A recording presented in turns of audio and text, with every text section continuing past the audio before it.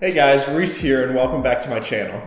So first off, I want to say a big thank you and a big welcome to all my new subscribers that have joined since the last video.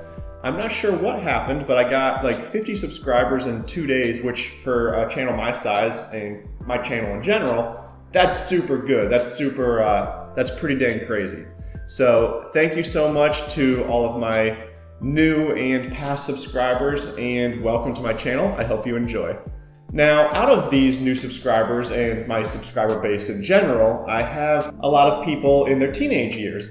And as most of you know, if you've watched a few of my videos, I talk about real estate in pretty much every video or most of them. And I feel like a lot of teenagers are just kind of on the sidelines watching my videos. They're excited to buy real estate and grow their wealth or achieve financial freedom early on in their life. And so they're taking the time now to educate themselves, and then they'll step into real estate 5 years from now when they're 18, 19, 20, whatever. And so I want to make this video today to talk about how, as a teenager, you can get into real estate right now. And even those of you that are not teenagers anymore, you're 26 like me, you're 30, 40, 50, whatever, I hope you can still take some great points out of this video as well, even though I am gearing this towards those of you that are teenagers looking to really get started in rental property. But before we dive in today, guys, would you go ahead and please leave this video a like, as well as subscribe to the channel if you're new. Join the family here as I think when this video is posted, we'll be at 800 subscribers. Pretty crazy. I didn't actually think anybody would watch me when I started making these videos. And so I'm super impressed, super thankful for all of you that have joined and that are enjoying the content. So thank you so much, guys. And let's dive right into the video here. So one regret I have when it comes to my finances or real estate in general is plain and simple that I didn't get started earlier. For those of you that don't know my story, as probably many of you don't, I'm 26 now. I bought my first rental property at 24 in April of 2018, I believe. And that's good. That's still young, I think. But I had been thinking about buying rental properties since I was 18, since I started my first year in college. And it's crazy to think of, but that would have been 2012. That was kind of the very bottom of the 2008, 2009 real estate crash. So if I would have gotten started and taken action in 2012, I would be substantially farther ahead from a wealth standpoint and passive income standpoint today, 8 years later. So back then in 2012, when I started my first year in college, my father and I were tossing around the idea of buying a college rental for my sophomore year. So I would move out of the dorms, save some money, I think room and board was $10,000 a year back then, and live in a rental property, rent it out to some roommates, and make some money off it. And then when I graduated, we'd keep it as a rental. However, at that point in time, I was super young, super immature, and I didn't have the knowledge or the confidence to take action at that time and buy that first property with my father. And so hopefully with these steps I give you guys today as a teenager, you can do the same thing I want to do, maybe buy a rental going into college, or start now. Maybe you're 16 years old. You can buy your first rental property with a few tweaks since you're under 18 and start building that passive income and your wealth now at a younger age. So right off the bat here, the first step, which I think is the first step to any career, is to build your education. And now any of you watching my channel right now, you're on the right path. As you build on your education and learn more and more, you'll also build up your confidence. And as you become more educated and more confident, you'll be able to find maybe future investors to partner with you on deals, as these people will see you as somebody with a knowledge base in real estate, in your market, and they won't see you as someone who's full of and just going to lose all their money. And it's imperative anyway, even if you don't end up working with an investor, that you learn how to analyze a rental property for cash flow and value add or future appreciation, and you learn how to find these good deals. And that way, you won't become one of the many people who may be buying their first home, not necessarily investment property, spend far too much money to the point where that property's never gonna make them any money. So I'll go ahead and link a couple of my past videos on how to analyze rental properties, analyze them for cash flow. A few good videos, I think, to get started in learning about real estate. However, there are also a couple good books I'd recommend getting started with as well, and I'll link those down below. The first one is The Millionaire Real Estate Investor. This one is a long read, but I think it's very important. It talks about building your inner circle, your sphere of influence, and how to analyze and find rental properties, as well as the book on rental property investing by Brandon Turner, which is a great resource as well for learning about getting into rental property. He makes a lot of content for Bigger Pockets, which is a great place to learn as well. A lot of people posting, intelligent people, active investors on Bigger Pockets. So get involved there as well. I'll link those all down below for you guys to check out after this video. Step number 2, which is definitely optional, but I highly recommend it, is to find a mentor.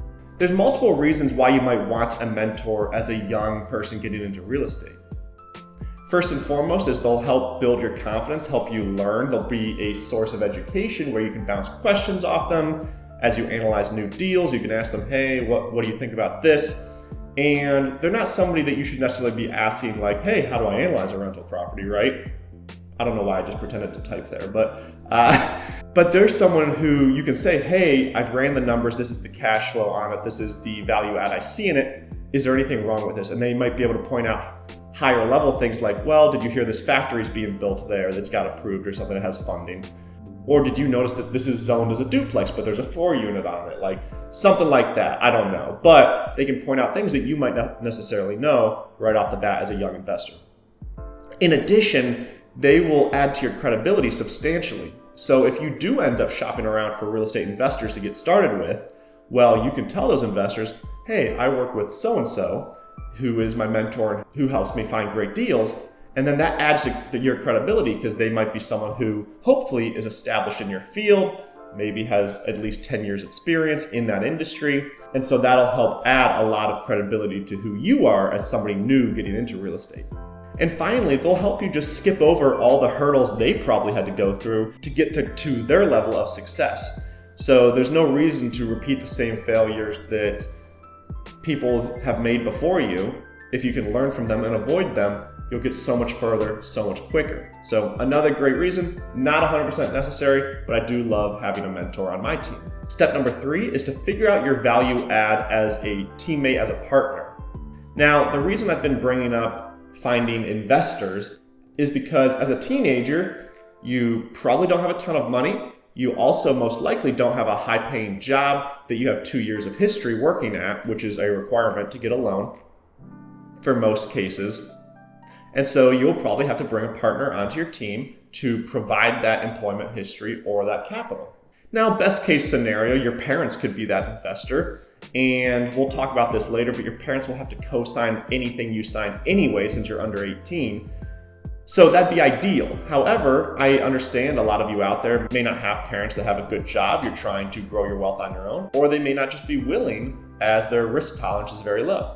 And so this means if you do have to push for that outside investor, you need to figure out your value add. What do you bring to the table? For example, as a teenager, you probably have a good amount of time and a lot of energy.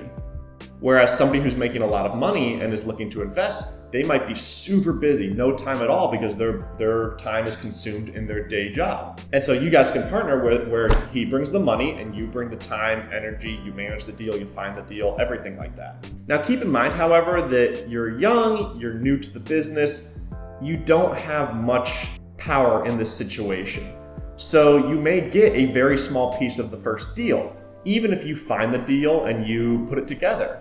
And so if you find the deal and you agree to manage the deal, you might get paid, say, 8% of gross revenues to manage the deal, and you might get an additional 5 to 10% ownership because you found the deal, if you put no money into it. And I think you should be okay with that. I think that's a great way to get started because you have no risk, you have no money in the deal, and that's your first deal that you can then show to other investors and get a bigger piece and build your reputation with that other investor, the first one, who you have a small piece of a pie with.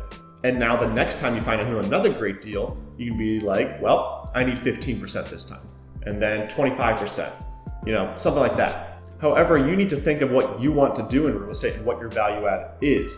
Do you have half of a down payment? Well, you can buy your way into more of that property. Do you have that time? Like I said, well, you should be on the phones cold calling owners. That's what I do. I hate cold calling, but it's a great way to find deals. And I also have built relationships with people in my brokerage that do a lot of cold calling as well. So I've built that deal stream, and I'm still not good at it. I still don't have a lot of deals coming in, but I'm getting there, and that's something you could set up as well since you have the time as a teenager. Step number 4, unfortunately, is get your parents' permission. This may or may not be a difficult step depending on your parents. So your parents will need to co-sign everything. So under 18, they are going to have custodial power over all of your assets that you buy. And then when you turn 18, they'll automatically be yours. Obviously, check this with an attorney in your state, in your area. But for the most case, that's a general idea. And so they will need to sign everything. They will be liable for anything you do if you do something illegal. And so you need to get their permission and explain to them, hey, I'm looking to grow my wealth, start building my financial freedom, but I need your help here. And that may or may not be a difficult step, but that's something we have to go through if you're getting started early on as a teenager. Step number 5 is find potential partners. So we already talked about figuring out your value add, but now it's time to take that value add, figure out a deal structure. So are you 50-50 owners? Are you maybe a 5% owner, but you get paid a management fee?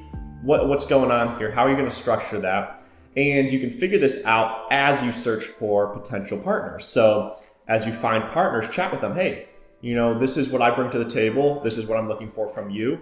What kind of relationship could we build here? What kind of partnership structure should we have? In addition, figure out if they're interested first, of course. But these are all things you can start to figure out as you search for those first investors. And I'd say find a few people. If you only find one person that's interested, they have all the bargaining power.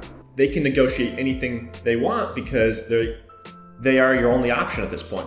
So find 2, 3, 4 people if you can. And once again, parents would be great, family, friends would be great, but it's not always possible for some of us. Now, a great place to find investors would be on BiggerPockets, or maybe find a Facebook group local to your area that's for real estate investors and real estate professionals. And one great way to get them to agree to partner with you is just bring a great deal. Find a great off-market deal and then bring it to the Facebook group or to BiggerPockets, and then sell yourself by saying, hey, I bring this deal to the table. I need 10% ownership and management fees. Something like that. Step 6. Finally, close your first deal. So you have all the pieces to the puzzle now, it's just putting them all together. So I know we condensed this down into 5, 6 simple steps.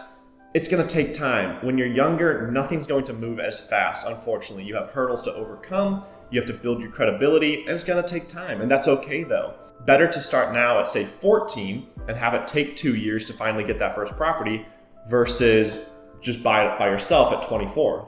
You're still 6 years ahead. So close that deal, step 6. That means you still need to get a real estate agent, and you need to convince that real estate agent that you can actually close. So that would be, you and your partner at that time should be working together. You find that real estate agent if you're buying on market, or you buy off market by bringing that deal like we talked about to the table yourself. And start to build out your team. If you're going to manage the property yourself, awesome. If not, you need to find a property manager, find some handymen, contractors, things like that to renovate the place and add that value to the property. And if all done correctly, you'll have a profitable first deal, and that'll build your credibility substantially to the point where you can just build from there and really skyrocket your career in real estate. At a young age too, but under 18. So just crazy. And the cool thing to see is that you don't need to wait until you're 18. You just need to find people that have what you don't have. Age, money, income, right? And then you can bring what they don't have, like we talked about, your time and energy. And so guys, I hope that really shows you that you don't need to sit around. Like, I love you watching my videos, and I hope you continue to do so, but you can take action right now. You don't have to just continually educate yourself until you're 18, 20 years old. So guys, thank you so much for watching this video. I really appreciate it. I really love seeing all the new subscribers to the channel and enjoying my content. So thank you so much.